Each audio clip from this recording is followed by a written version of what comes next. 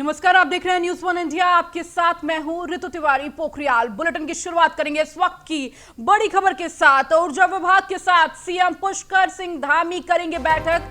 सचिवालय में सुबह 11 बजे बैठक होगी। बिजली संकट को लेकर मंथन करेंगे मुख्यमंत्री धामी। वहीं सीएम पुष्कर सिंह धामी अधिकारियों को जरूरी दिशा निर्देश देंगे। तो बिजली संकट लगातार उत्तराखंड में गहराता जा रहा है और इसी को देखते हुए सीएम पुष्कर सिंह धामी अधिकारियों को जरूरी दिशा निर्देश देंगे। वहीं ऊर्जा विभाग के साथ सीएम पुष्कर सिंह धामी की ये बैठक होने वाली है और तमाम जो दिशा निर्देश होंगे वो दिए जाएंगे। सचिवालय में सुबह 11:30 बजे ये बैठक शुरू होगी। बिजली संकट को लेकर मंथन किया जाएगा। आखिर क्या रास्ता निकाला जाए जिससे उत्तराखंड में ये जो बिजली संकट आ गए हैं उसे कम किया जा सके। तो ऊर्जा विभाग के साथ सीएम पुष्कर धामी ये बैठक करेंगे। सचिवालय में सुबह 11:30 बजे ये बैठक शुरू होगी और बिजली संकट को लेकर मंथन किया जाएगा कि आखिर ऐसा कौन सा रास्ता निकाला जाए, क्या उपाय किया जाए जिससे उत्तराखंड वासियों के ये जो संकट है वो दूर किया जा सके। तो अधिकारियों को भी लगातार दिशा निर्देश देंगे कि किस तरीके से कार्य किया जाए जिससे इस बिजली संकट को रोका जा सके। तो कई दिनों से उत्तराखंड में बिजली का संकट गहराता जा रहा है। ऊर्जा विभाग के साथ सीएम पुष्कर धामी ये बैठक करेंगे और अधिकारियों को तमाम दिशा निर्देश भी देंगे। तो वहीं कैलाश गहतोड़ी के इस्तीफे के बाद मुख्यमंत्री पुष्कर सिंह धामी ने चंपावत में उपचुनाव का बिगुल बजा दिया है। सीएम धामी कोई भी समय गंवा बगैर उपचुनाव की तैयारी में जुट गए हैं। गुरुवार को मुख्यमंत्री ने चंपावत का दौरा किया। मुख्यमंत्री पुष्कर सिंह धामी ने चंपावत में लगभग 5 किलोमीटर पैदल मार्ग से चलकर पौराणिक गोरखनाथ मंदिर में दर्शन पूजन किया और उपचुनाव का बिगुल फूंक दिया है। और इस दौरान स्थानीय लोगों को संबोधित करते हुए सीएम धामी ने कहा कि जब तक प्रदेश के सभी 13 जिले विकास के पथ पर नहीं चल पड़ते हैं तब तक प्रदेश का विकास संभव नहीं है। हम इसके लिए हर संभव कदम उठाएंगे और अगर जरूरी पड़ा तो केंद्र सरकार से भी मदद लेंगे। जल्द ही आप देखेंगे कि प्रदेश विकास की राह पर आगे बढ़ रहा होगा। मुख्यमंत्री धामी ने कहा कि चंपावत के उत्तराखंड में अलग ही पहचान बनेगी और चंपावत उत्तराखंड के मानचित्र में अलग ही चमकेगा।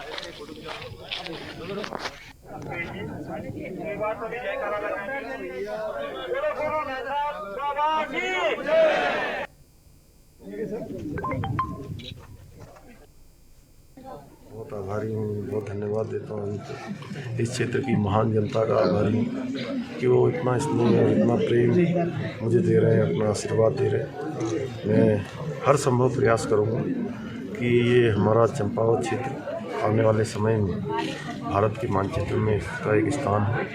हर क्षेत्र में, चाहे पर्यटन का क्षेत्र हो, चाहे वो हमारा बागवानी का क्षेत्र हो, चाहे वो औद्यानिकी का क्षेत्र हो या ऊर्जा का क्षेत्र हो, हर क्षेत्र में हमारा प्रयास होगा। चाहे रोजगार के क्षेत्र में हो, हम नए नए अवसर यहाँ के लिए कोशिश करेंगे। क्योंकि ये सीमांत क्षेत्र है, ये मेरे लिए कोई नया क्षेत्र भी नहीं है, क्योंकि मेरा बचपन इन्हीं सब में बीता है, यहीं बीता है।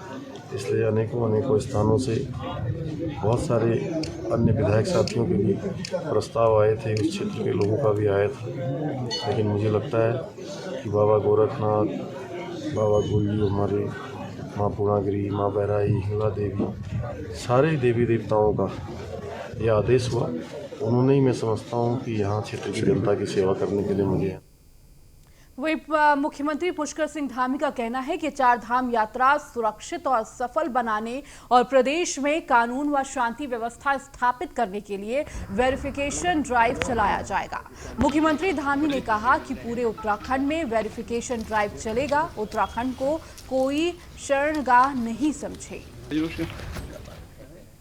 मैं रुक गया था इसलिए। भाई आप हटो, दीपांकर।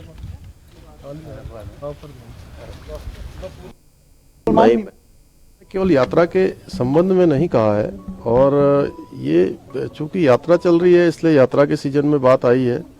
ये समग्र उत्तराखंड के लिए है कि उत्तराखंड हमारा शांत रहना चाहिए, भौगोलिक दृष्टि से हो, चाहे हमारा सामरिक दृष्टि से हो, या धर्म और अध्यात्म की दृष्टि से हो, या संस्कृति की दृष्टि से हो। हर क्षेत्र में हमारा उत्तराखंड एक अपने आप में विशिष्टता लिया हुआ हमारा प्रदेश है, तो यहाँ की विशिष्टता बनी रहनी चाहिए। यहाँ का जो अपना एक धर्म और संस्कृति और अध्यात्म का जो केंद्र है वो डिस्टर्ब नहीं होना चाहिए। उसको लेकर हम चाहेंगे कि यहाँ पर जो घनत्व बढ़ रहा है, जो अनावश्यक रूप से बहुत सारी ऐसी गतिविधियाँ हो जाती हैं, हमें बाद में पता लगता है कि कोई बाहर से आया है, कोई कहीं से आया है, कोई आपराधिक गतिविधियों में लिप्त रहा है, कई अन्य प्रकार के कार्यों में लिप्त रहा है, लेकिन उत्तराखंड आकर कोई शरणगाह इसको न समझे। ये शरण स्थली नहीं है, ये किसी के लिए आराम करने की जगह भी नहीं है कि आके आपने आराम कर लिया या कुछ दिनों यहाँ बिताकर चले गए। तो उसके लिए हमने कहा है हम ड्राइव चलाएंगे, और हमारा एक ही मंत्र है, विकल्प रहित संकल्प। उसी में हम सबको आगे बढ़ना है, भ्रष्टाचार मुक्त उत्तराखंड। Thank you. तो वहीं उत्तराखंड जल विद्युत निगम की ओर से पिछले साल के मुकाबले इस साल अप्रैल तक रिकॉर्ड तोड़ विद्युत उत्पादन किया जा रहा है। प्रदेश की 17 जल विद्युत परियोजनाओं में लक्ष्य से ज्यादा बिजली का उत्पादन किया जा रहा है। रोजाना 11.7 मिलियन यूनिट उत्पादन का लक्ष्य रखा गया है। साथ ही इस साल भी लक्ष्य से ज्यादा रोजाना 12 से 13 मिलियन यूनिट बिजली का उत्पादन हो रहा है।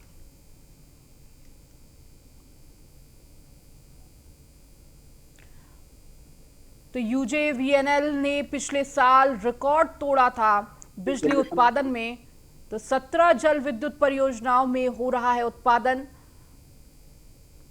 रोजाना 11.7 मिलियन यूनिट उत्पादन का लक्ष्य रखा गया है। तो इस साल रिकॉर्ड तोड़ बिजली उत्पादन किया जा रहा है।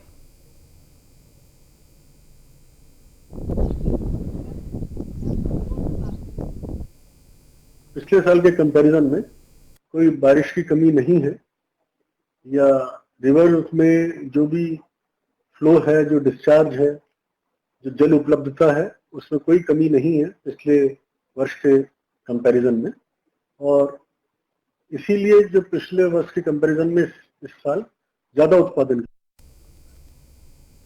हरिद्वार जिले के विपक्षी विधायकों ने की बैठक की है। कांग्रेस, बसपा और निर्दलीय विधायक इस दौरान मौजूद रहे। कानून व्यवस्था, बिजली कटौती पर सवाल उठाए हैं। अधिकारियों के रवैये से भी नाराज दिखे हैं सभी विधायक। तो कांग्रेस, बसपा और निर्दलीय विधायक मौजूद रहे। कानून व्यवस्था और बिजली कटौती को लेकर जो संकट उत्तराखंड में गहरा रहा है उसको लेकर तमाम सवाल उठाए हैं। वहीं अधिकारियों के रवैये से भी ये विधायक परेशान हैं। हरिद्वार जिले के विपक्षी विधायकों ने ये बैठक की है।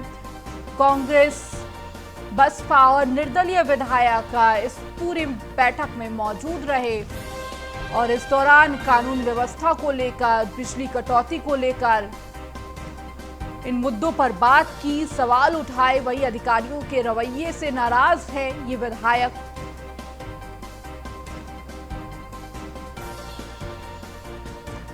तो हरिद्वार जिले के विपक्षी दल के ये विधायक बैठक की इन्होंने, जहां पर कानून व्यवस्था, बिजली संकट को लेकर बातचीत की, कई सवाल भी उठाए। तो वहीं अधिकारियों के रवैये को लेकर भी ये सवाल उठाए।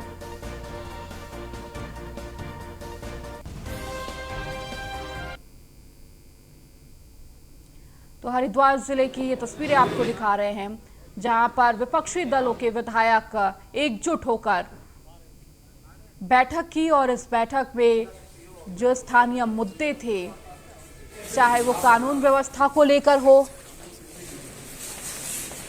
या फिर बिजली संकट को लेकर हो, जो इस वक्त उत्तराखंड में बहुत गहरा रहा है, और इसको लेकर तमाम सवाल खड़े किए हैं। और इसी दौरान अधिकारियों के जो रवैये देखने को मिल रहे हैं, इस पर भी इस बैठक में बातचीत हुई है। बैठक में ये तय हुआ है कि हरिद्वार में जो है लॉ एंड ऑर्डर की स्थिति बहुत ख़राब है। चारों तरफ क्योस हुआ है, कभी कहीं कोई घटना घट रही है, कभी कोई घटना घट रही है। इसके संबंध में हम सब लोगों ने बैठ के चर्चा की और ये तय हुआ है कि इसके संबंध में हम अधिकारियों को अवगत कराएंगे और डीजीपी से समय लेंगे, उनको भी बताएंगे कि क्या स्थिति है। कुछ पुलिस के अधिकारी ऐसे हैं जिनको विधायक फ़ोन करते हैं, फ़ोन नहीं उठाते, फ़ोन कॉल बैक नहीं आते जब तक कोई बड़ी घटना घट चुकी होती है। ये अवमानना का भी मामला है, इसके संबंध में भी उनको बता दिया जाएगा और जल्द ही अगली क्या रणनीति है इससे भी आपको अवगत करा देंगे। ज़रूरत पड़ेगी तो सरकार को भी घेरेंगे। अगर आम आदमी परेशान होगा, चारों तरफ भय का माहौल होगा, तो सरकार को घेरने में भी कोई गुरेज नहीं है, सरकार को भी घेरेंगे।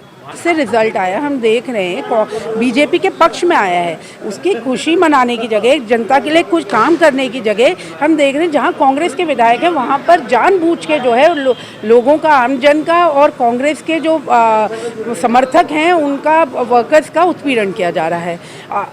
हम लोग जब बात रख रहे हैं पुलिस आला अधिकारियों के सामने तो वो हमको सिर्फ आश्वासन देके एक तरीके से मैं कहूँ टरका रहे हैं। मैं ये नहीं कहती कि पूरा अमला जो है, प्रशासन जो है विरोध में काम कर रहा है, लेकिन ज़्यादातर लोग जो हैं ऐसा लग रहा है जैसे कि कन्नी काट रहे हैं, बिल्कुल इग्नोर किया जा रहा है। तो वहीं आजादी के अमृत महोत्सव के तहत पौड़ी जिले के पाबौ में स्वास्थ्य मेले का आयोजन किया गया। मेले का शुभारंभ स्वास्थ्य मंत्री डॉक्टर धन सिंह रावत ने किया। इस मौके पर डॉक्टर धन सिंह रावत ने कहा कि स्वास्थ्य मेले में स्वास्थ्य से संबंधित सभी जांचें मुफ्त हो रही हैं। उन्होंने कहा कि प्रदेश सरकार का मकसद है कि ग्रामीण इलाकों में स्वास्थ्य व्यवस्थाओं को बेहतर किया जाए। इसके मद्देनजर पूरे प्रदेश भर में आजादी के अमृत महोत्सव की 75वीं वर्षगांठ के मौके पर स्वास्थ्य मेले आयोजित किए जा रहे हैं। तो पौड़ी की ये तस्वीरें आपको दिखा रहे हैं जहां पर स्वास्थ्य मेले का शुभारंभ हुआ है और इस दौरान डॉक्टर धन सिंह रावत पहुंचे इस मेले का शुभारंभ करने। तो उन्होंने बताया कि ग्रामीणों का स्वास्थ्य बेहतर करना हमारा मकसद है।